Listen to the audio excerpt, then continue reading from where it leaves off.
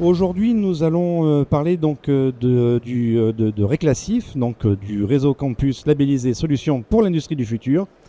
Avec moi, j'ai énormément de gens autour de la table avec des témoignages et puis expliquer un petit peu de quoi il s'agit. J'aimerais tout d'abord que vous puissiez vous présenter. Monsieur. J'ai choisi la plus mauvaise place. J'ai pas choisi en fait.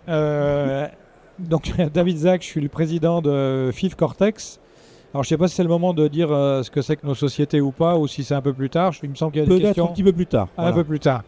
Très bien. Donc je suis le président de FIF Cortex et puis j'en profite parce que je vois des copains là. Je suis aussi le président de la Ruche industrielle à Lyon, qui est une association d'industriels autour des problématiques Industrie 4.0.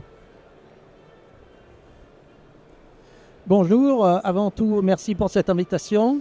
Donc, je suis Alain Schweitzer, le président de Digital Way Group, et nous sommes spécialisés dans la surveillance d'usinage et tout particulièrement pour le suivi des machines dans le milieu industriel. Merci. Bonjour, je suis Emmanuel Gréau, je suis le dirigeant de Metal 44. On est un sous-traitant en mécanique soudure basé à côté de Danceny, nord de Nantes. Bonjour, moi c'est Christophe Lerouge, je suis le directeur d'une école d'ingénieurs qui s'appelle IMT Atlantique, qui a 3 campus à Brest, Nantes et Rennes.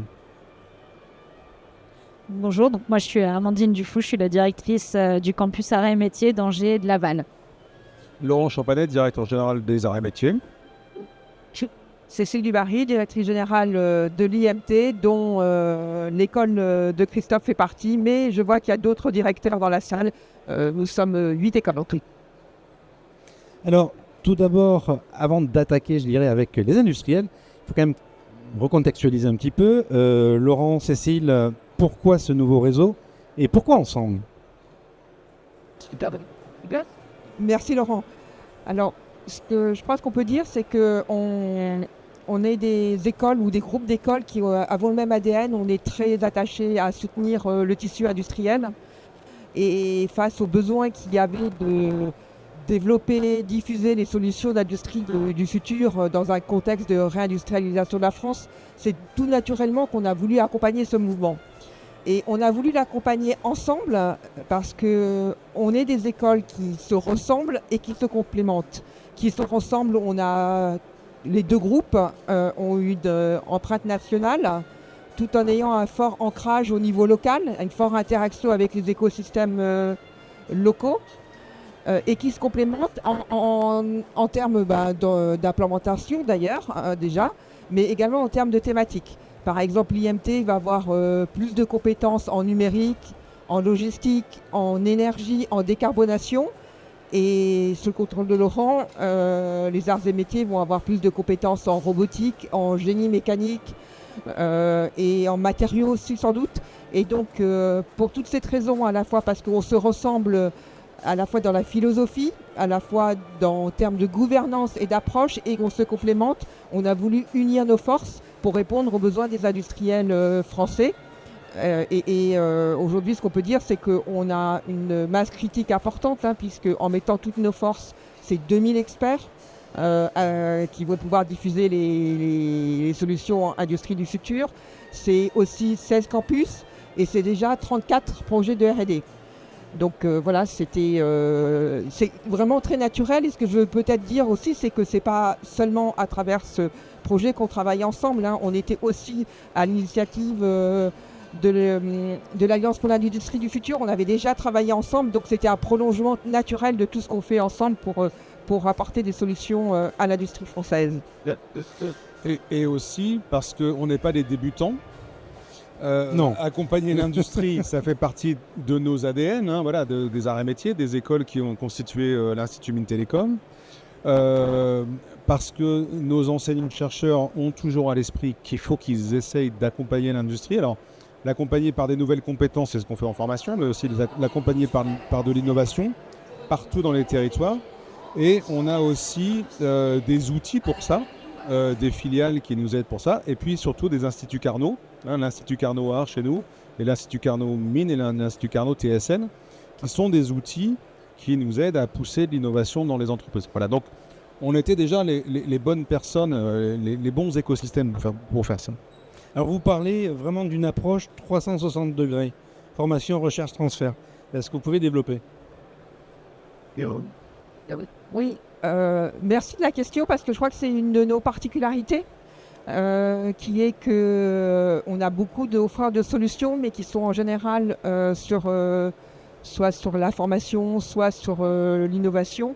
Et nous, comme on est des écoles d'ingénieurs avec à chaque fois ces 3 missions, formation, recherche et innovation, et elle peut apporter des solutions complètes. Et quand une PME ou une entreprise vient nous voir, elle a accès bien sûr à nos écosystèmes d'innovation, à nos enseignants-chercheurs qui font de la recherche pour monter en compétences, pour innover, également à nos plateformes d'innovation. On a des plateformes déjà disponibles dans lesquelles on peut faire tester des solutions, faire de l'industrialisation et également on a une offre de formation initiale bien sûr, mais là on parle plutôt de la formation continue et les arts et métiers à travers AM Talent et l'IMT à travers IMT Exact ont des offres pour aider ces entreprises qui le souhaitent. Et quand elles viennent, elles ont accès à toutes ces panoplies d'offres et aussi elles peuvent venir sur une thématique. Et grâce à ce réseau maillé sur le territoire, elles peuvent avoir aussi accès à d'autres thématiques. Donc on est à la fois une offre complète en formation, innovation, recherche, mais également une offre complète en termes de thématiques abordées. Et pour compléter, alors souvent, donc c'est un projet qui a été financé par France 2030. Souvent, c'est des projets où on se dit tiens, voilà ce qu'on va faire de nouveau ensemble. Là, c'est plutôt comme l'a dit Cécile, on fait déjà beaucoup de choses. Là, la question, c'est comment on accélère et comment est-ce qu'on utilise nos compétences qui se complètent et nos implantations géographiques qui se complètent pour aller plus vite partout. Alors, on a bien compris, il y a un bon guichet pour réorienter évidemment les gens qui viennent vous voir. Et quels sont vos objectifs visés d'ici 2030? Alors, on a fixé les objectifs par rapport en nombre de projets, c'est-à-dire combien est-ce qu'on veut faire de projets qui vont pouvoir trouver une concrétisation dedans. Donc, on a fixé un objectif à 1500 projets. C'est un petit peu ce qu'on se sent capable de faire par rapport à notre histoire et ce qu'on a fait jusqu'à maintenant. Et puis à peu près 600 entreprises accompagnées sur l'ensemble de notre territoire. Voilà, c'est ce qu'on se fixe aujourd'hui. Ça nous paraît réalisable par rapport à qui on est et ce qu'on sait faire. Et côté formation? Sur la formation, là encore, on parle de ce qu'on a fait. Je vais prendre un petit peu les chiffres parce que Cécile, elle m'a refilé le truc. Voilà. Voilà. Donc, on pense par rapport à ce qu'est notre activité de formation continue de chaque côté aujourd'hui et nos activités de formation initiale, qu'aller vers 15 000 personnes formées au profit de l'industrie, c'est quelque chose qui est réalisable aussi pour nous. Alors justement, comment Réclassif va-t-il accélérer cette transition et qu'apporte-t-il concrètement aux PME industrielles? Comment ça? J'ai envie de dire une offre complète. Quand on vient voir Réclassif, on a accès à 2000 experts sur plein de thématiques. Donc une PME peut rentrer par un endroit, par un campus, et le campus peut le rediriger sur d'autres thématiques. Donc une très grande expertise, une très grande profondeur d'expertise. La capacité d'utiliser nos plateformes qui existent déjà. On n'attend pas, on peut tout de suite, c'est des offres industrielles ou pré-industrielles. Bien sûr, avoir accès à nos enseignants-chercheurs pour faire de la recherche, pour monter en innovation, et la formation qui est aussi un élément important. Donc c'est vraiment cette diversité et cette profondeur de l'offre qui est vraiment intéressante de Réclassif et qui en fait un projet un peu particulier, et sur lequel notre ambition, c'est non seulement d'atteindre les objectifs que Laurent a évoqués, mais c'est aussi d'étendre à la fois l'offre de solutions, nouer des nouveaux partenariats, notamment avec nos partenaires allemands à travers l'Académie franco-allemande pour l'industrie du futur, pour avoir au fur et à mesure une offre qui va se construire dans le temps, mais de plus en plus riche et de plus en plus diversifiée. Et comme c'est un financement France 2030, c'est pas un financement qui intègre tout, c'est aussi la complétude de nos équipes, nos partenaires industriels, c'est aussi des nouveaux projets. Ça peut être aussi un lieu d'amorçage de nouveaux projets qui s'appuient sur ce qu'on sait faire nous, ce que nos partenaires industriels savent faire pour aller encore plus loin. Donc il s'agit d'en fait, c'est plutôt un écosystème, voilà, pour de formation, de recherche, d'innovation et de projets. Alors justement, quand on parle d'écosystème, on parle aussi, on a la chance d'avoir un ancrage territorial avec les deux entités. Amandine, pouvez-vous nous présenter comment votre campus fonctionne par rapport à Réclassif ? Oui, alors effectivement, sur le campus d'Angers et de Laval, alors on a mis en place une équipe spécifique dédiée à Réclassif. En fait, ce qui a été dit par Laurent et Cécile, tout existait déjà. On a des équipes de recherche avec des spécialités. On fait de la valorisation, de la recherche partenariale, de la formation continue, de la formation initiale. Et donc le but, c'est de structurer tout ça pour pouvoir répondre plus facilement aux demandes des entreprises et puis échanger avec nos collègues de l'IMT Atlantique pour qu'on ait la meilleure réponse possible à la problématique. Le but, c'est vraiment de pouvoir accompagner les entreprises du territoire pour pouvoir répondre à leurs différentes problématiques, notamment des entreprises plus petites qui auraient un peu plus de mal à savoir où trouver la bonne compétence, comment pour avoir une offre finalement à 360. Typiquement sur le campus d'Angers de Laval, on a extrait 16 plateformes d'accompagnement sur ces domaines. Et pour vous, Christophe Lerouge ? Même réponse, on a déjà des interactions très très fortes avec les entreprises. On a des plateformes au sein de l'école qui ont vocation à faire du transfert de technologie, à apporter des solutions technologiques aux entreprises qui en ont besoin. Et à travers le programme Réclassif, l'idée c'est d'aller encore plus loin, plus rapidement et de toucher le réseau d'entreprises qui est autour de nous. C'est pas évident, parce que c'est toujours le problème. L'écosystème, c'est un réseau de petites et moyennes entreprises et il y en a beaucoup et elles n'ont pas forcément accès aux écoles, aux centres de recherche. Et donc à travers Réclassif, c'est essayer d'améliorer ce fonctionnement, ce lien et essayer d'accélérer ce transfert de technologie. Et c'est essentiel parce que nos entreprises, elles ont besoin de se moderniser, elles ont besoin d'acquérir ces nouvelles technologies, que ce soit dans le numérique, que ce soit dans l'énergie, que ce soit dans l'environnement, que ce soit dans la mécanique, dans la productique. Et il y a des compétences, il y a des technologies qui sont dans ces écoles. Comment on match le besoin des entreprises et ces technologies qui existent dans nos plateformes. Le projet Réclassif, c'est ça, c'est faire ce match et faire en sorte qu'on réponde aux besoins des entreprises pour qu'elles soient plus compétitives, plus performantes, qu'elles se développent. Désolé, c'est terminé. Bon, on peut recommencer. Justement, c'est dommage que vous n'étiez pas là tout à l'heure parce qu'il y a les 3 élus qui demandaient comment finalement vous arrivez à atteindre les industriels et comment les industriels arrivent à vous atteindre. Merci pour la réponse. Voilà, c'est le projet Réclassif. On a recruté quelqu'un qui est là, c'est Sandrine qui est au sein d'IMT Atlantique. Donc ça va être le boulot d'aller démarcher les entreprises et on ne va pas le faire tout seul. On va le faire parce qu'on est dans un réseau.